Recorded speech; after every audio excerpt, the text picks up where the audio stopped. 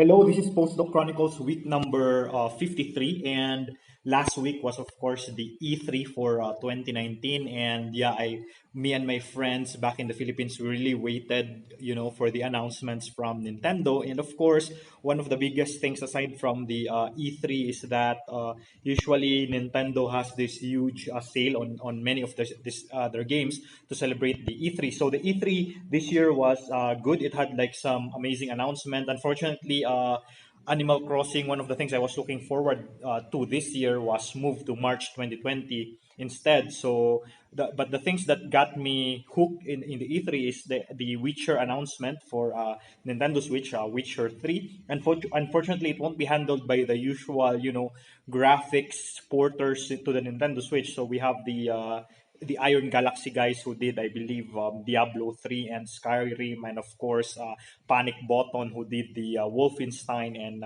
who did Doom. But still, these guys, I think their name is CD Project or something like that.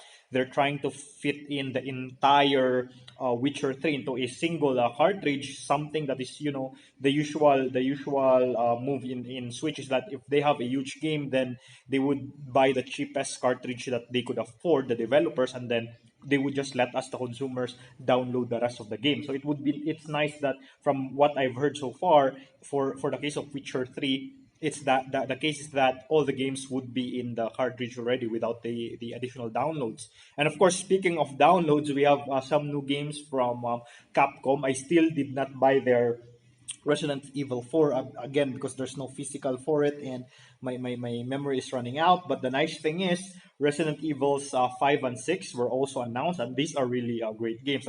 I'm really gonna get them. So the moment I believe I upgrade my SD card on the Switch from 256 to 400, then definitely I'm going to get Resident Evil 4, maybe wait for a sale, and of course Resident Evil 5 and 6. So all three of these games I finished before. Resident Evil 4, of course, is the reason why I bought a PS2 back when I was taking my MS. And of course, the reason why I upgraded my very first laptop was this tiny notebook. And then eventually, when I did my PhD, I got a bigger laptop, which can run huge games. And I was able to play and finish both Resident Evils 5 and 6 on that laptop. But it would be, very nice to replay these guys on a handheld. But anyway, speaking of the E3 games that were on sale, so a lot of the games that were on sale this year, it's basically the same that were on sale last year. So I remember the sale last year, because I did it for the first time. I could afford an E3 sale.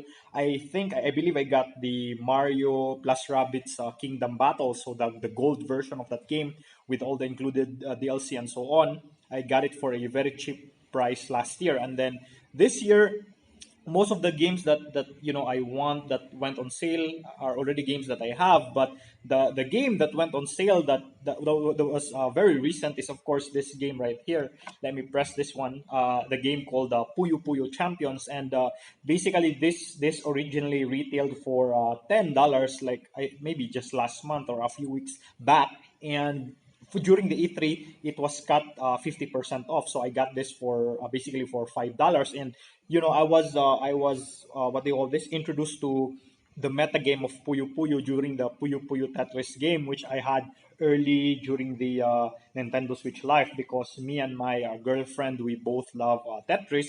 But then eventually, I fell in love with the mechanics of Puyo Puyo. So basically, if you can see right there, Puyo Puyo consists of popping the playfield is you have this four colored blobs that keeps on dropping, and your goal is to pop four of them together and then prevent you from topping up. And it's a competitive game because every time you pop some puyos, every time you, and especially if you do some chains, so if you do one chain, if you five four colors in one go, then you send one garbage puyo, it's called a nuisance puyo, to your opponent. But then if you can do a chain, then you can the increase in the number of puyos you send goes like exponentially. So you'd want to keep doing this, higher level chains, so as to top out your opponent. So in my opinion, it's a more competitive game than Tetris, and it's definitely, at least for me personally, it's definitely more interesting because it involves a lot of pattern recognition, a lot of planning and stuff. Because Tetris, the only thing that you need to know about Tetris is that in order to clear things, you need to form a straight line. That's it. And yeah, basically Tetris is a speed game. That's why in the Puyo Puyo Tetris game, when you have the Puyo Puyo and Tetris go head to head against each other, it doesn't really work that well because there's no speed limit to how fast you can do Tetris. Whereas in Puyo Puyo, the dropping speed of the Puyos are slower, and then it needs a lot of planning and stuff. So for me, at least, I'm not saying that it's easy to be a master of Tetris. It's still hard doing the T-spin and the speed, but I think that there's more in-depth strategies involved in Puyo Puyo. So the most recent Puyo Puyo is this one, Puyo Puyo Champions, and basically Puyo Puyo had a long history in Japan, and in fact, all my consoles, like the moment I fell in love with Puyo Puyo, all my consoles, have all the old versions of the Japanese games, like from Puyo Puyo 7, Puyo Puyo 15th anniversary, Puyo Puyo 20th anniversary for the DS, and then the 20th anniversary version for the 3DS, and then I have this for the Switch, and then I have Puyo Puyo Tetris for the Vita, and so on. And the nice thing is, I get to play these games because there's a huge cult following from the West for Puyo Puyo, and so there are like dedicated fans who really love to translate the game into English, so you get to play it. But yeah, in order to be good at this game, there's like a huge things of uh, guides, walkthroughs that you can play it casually, of course, that's fine, but there's an entire pattern things that you need to master, like how to form stairs, how to form sandwiches, how to transition between them, how to use GTR, how to do tailing, and so on, and all the other tailing formations and stuff. So it can get very complicated very fast. And the thing I love about this also is it teaches, because Puyo Puyo Champions, you have the option to set the characters in Japanese. In all the previous Puyo games, there's usually a very nice story mode, campaign mode. Unfortunately, this one doesn't have. This is basically focused on the multiplayer aspect, the practicing and stuff. But yeah, the story mode is really not that, I'm really not that into the story mode. But having said that, they have this huge mythology behind Puyo Puyo. You have this different like animated characters, and in here they can speak English or they can speak Japanese. And usually, if it has like anime style and so on, I usually opt for the Japanese audio, because having it in the English translation, it kind of sound like awkward. And the for me, the over the top nature of anime is very suited to the Japanese voice, as compared to the English one. And basically every time in this game, since it's like a battle between different characters, every time you chain, so your character like counts down the number of chains that you have. And then so it taught me like how to count in Japanese, like you go one chain, ichi, ni, san, and so on. So ichi, ni, san, yon, nana, and so on, something like that. So I can do that in English sometimes, and sorry, in Japanese, I can count like the basic 1 to 5, and it's really so much fun. So, but right now I'm still mastering the meta game, the nuances behind Puyo Puyo. So hopefully, eventually, I don't get crushed in online. But enough about that. Enough about Puyo Puyo. Let's talk about the postdoc. So last week I mentioned in the last postdoc chronicles, I have this issue with Checkmate where it couldn't find a specific analysis that my collaborator from Spain, Roberto, told me to look at. And it turns out that, so Jong told me, Jong being the author of the Checkmate, is the expert on this. He told me that in the most recent public version of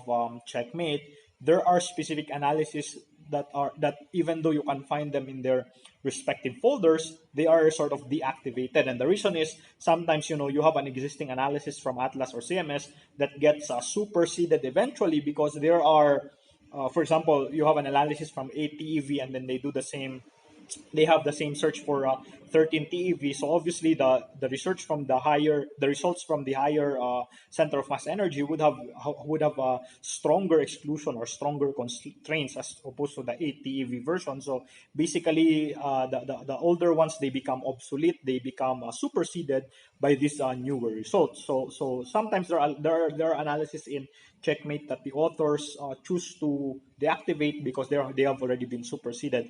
It turns out Roberto is using his own Checkmate concoction. That's not the latest version, so that's the reason why there are a lot of I think there are 17 out of the 38 analysis that he would want me to look at that it just produces some errors, so only 21 of them run in my current public version of the Checkmate, but then the rest they do not run. And again, the reason is even though they exist within the Checkmate framework, they have been deactivated by the authors. So what happened is I told Roberto, hey, can you like send me your version of Checkmate instead, because you did a lot of modifications. Maybe we don't have the same, your version of Checkmate may not be the most recent version. So he did that, and voila, it's now working. Okay, so we're doing that. And then also Subhadip was already able to send his, that's another project with Roberto, the MUED.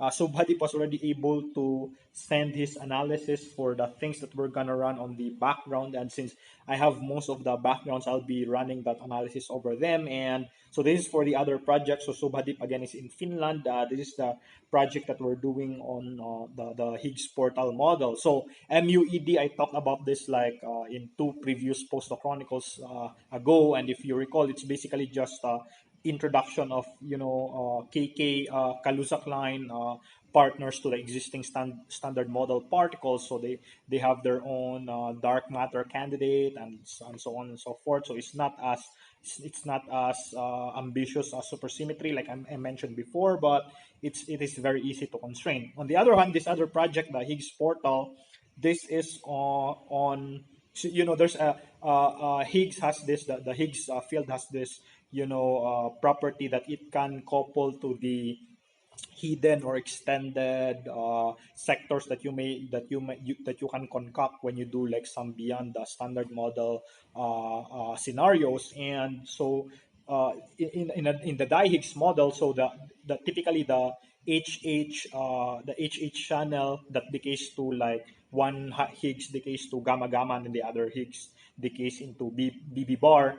This has a very low cross section, so it has a low chance of like occurring in the LHC, for example, or in a PP collision. But so you can create this Higgs portal models where HH could be produced instead of the usual production from the standard model. It could be produced from a massive scalar resonance that basically is a new particle that is not from the standard model. And if that is true, then if you can find specific Feynman diagrams from this massive scalar particles going to the dihiggs and then eventually going to gamma gamma BB bar, then you can say that if these guys exist and these guys are helping in the dihiggs production, then maybe the cross section for these events could be higher. So that's what we're trying to look at, is constraining these types of models and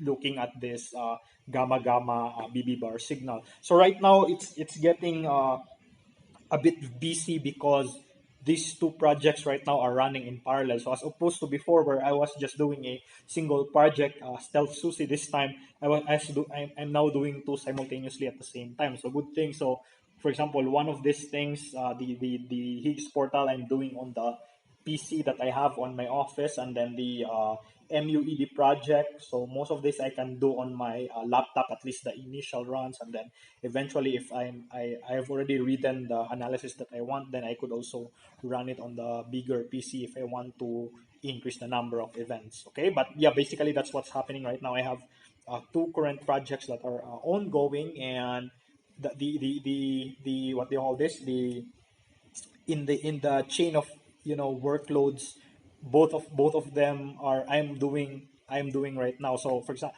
because like a week or 2 weeks ago, in the Higgs portal, in the dihiggs project, it was Subhadip who was doing something, and then in the MUED it was Roberto who was doing something, and then it turns out that like last week and then up to now, these two converge, and now I'm doing them together at the same time. But anyway, yeah, that's the update for my Postdoc Chronicles week number 53. The next Postdoc Chronicles will of course be the official 54th Postdoc Chronicles, and that again marks that I've been doing this already for 1 year. But anyway, thanks for watching, guys. I'll see you next time. Bye bye.